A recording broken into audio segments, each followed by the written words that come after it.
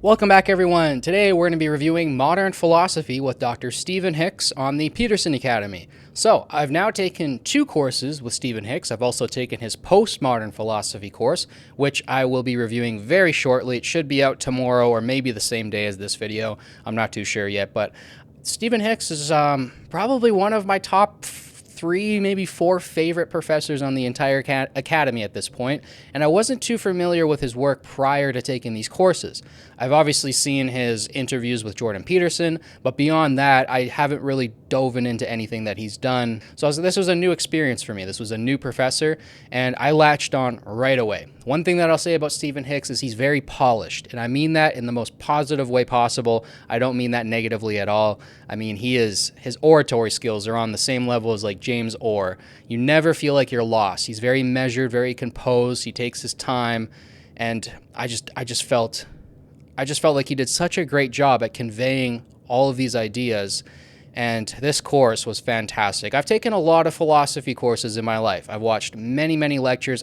It's probably the subject that I've watched the most lectures about. It's hard to say because I also watch a lot about history, but it's between those two.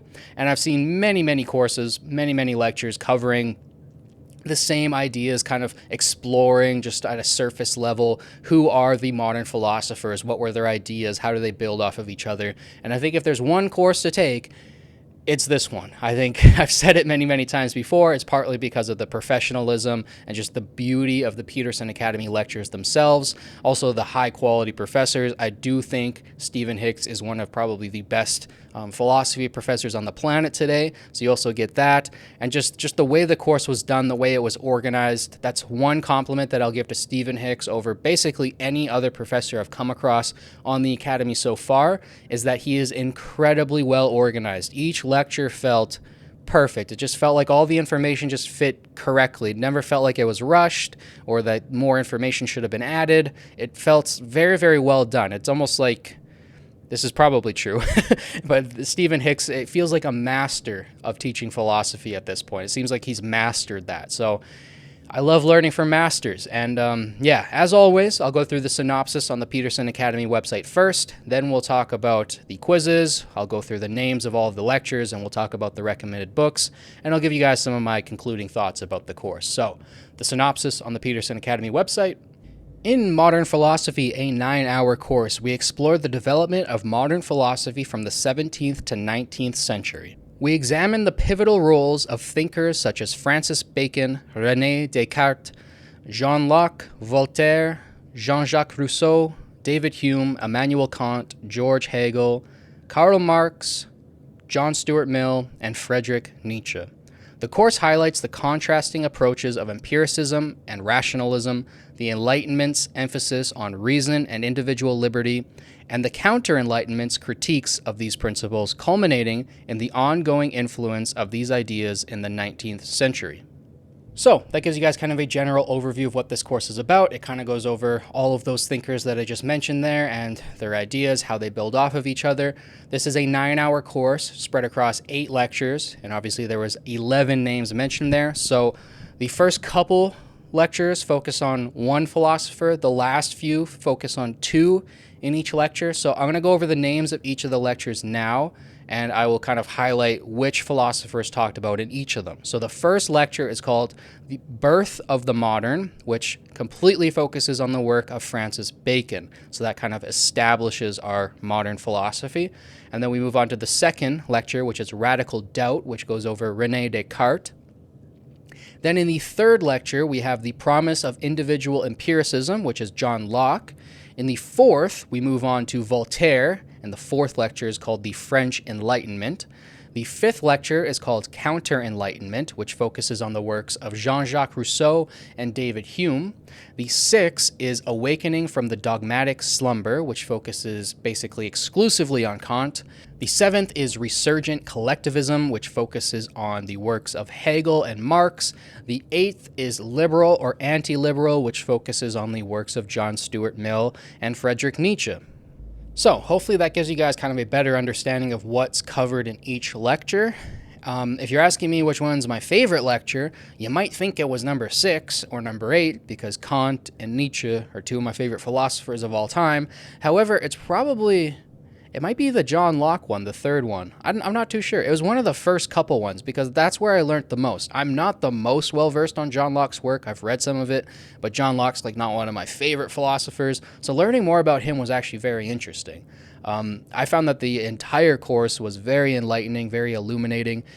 The way he picks facts is brilliant too. He picks facts that really highlight who the people were and what they thought about, and then he picks these quotes from their works and he breaks them down, which is, I think that's the best way to understand somebody's thoughts, is to take their words, their actual words, put up the quotes, and then break down what do they mean by that. And he does this throughout the entire course, and it's fantastic. So the recommended books for this course are John Locke's An Essay Concerning Human Understanding, Critique of Pure Reason by Immanuel Kant, and Friedrich Nietzsche's On the Genealogy of Morals.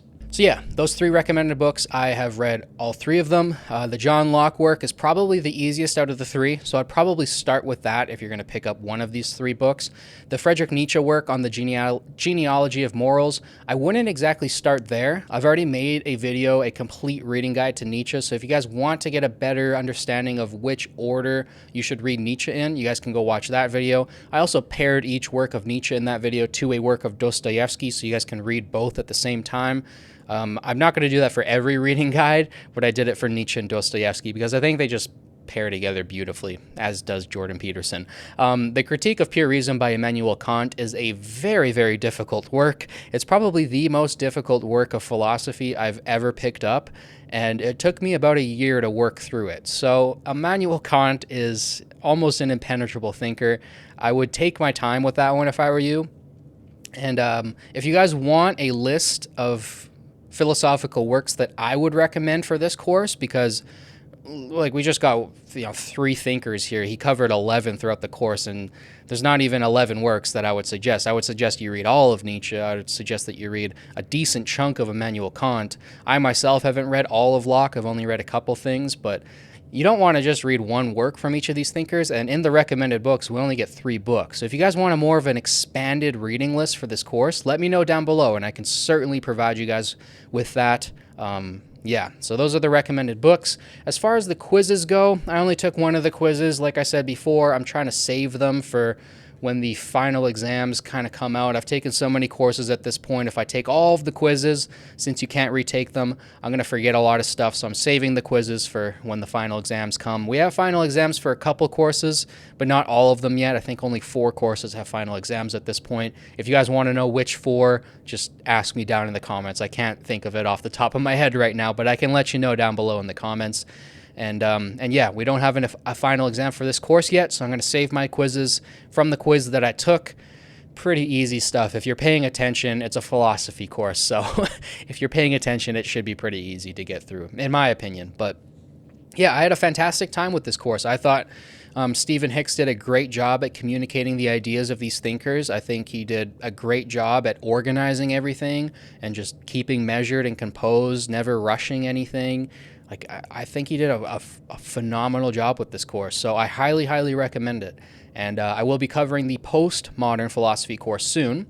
Even though the post-modern philosophy course was on the Academy first and the modern philosophy course got added second, you should take the modern philosophy course first because that was filmed first, and he does reference the modern philosophy course in his post-modern philosophy course. So if you're wondering in which order you should take them, take the modern philosophy course first, then take the post-modern philosophy course. So I should have a review on that one out, like I said, either today or tomorrow.